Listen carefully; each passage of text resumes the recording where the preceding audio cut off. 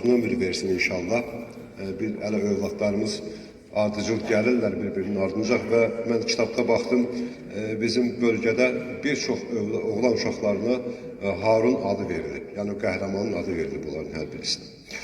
Vətən hər bir insan üçün ən müqəddəs dəyərdir.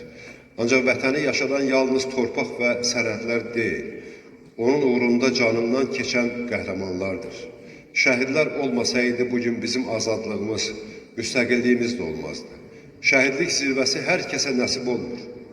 Onlar vətən torpağına göz dikən düşmənə qarşı öz qanları ilə sədd çəkən insanlardır.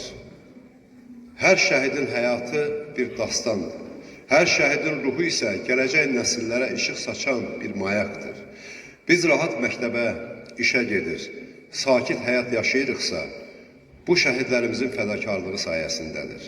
Onların canı bahasına ucalan üçrəngli bayrağımız azad torpaqlarımızda dalğalanır. Ona görə deyirlər ki, şəhidlər olmasa vətən olmaz. Çünki vətən yalnız qorunanda, onun uğrunda can verənlər olduqda əbədləşir və var olur. Bugün tədbirimizdə qonşu Zaqatala rayonundan bizlərə qonaq gəlmiş şəhid anaları iştirak edir. Rahilə xanım, Süleyxa xanım, hər biri xoş gəlib, səfa gətirib tədbirimizə. Mən istəyərdim onları dəvət edək mümkünsəyə. Buyursunlar.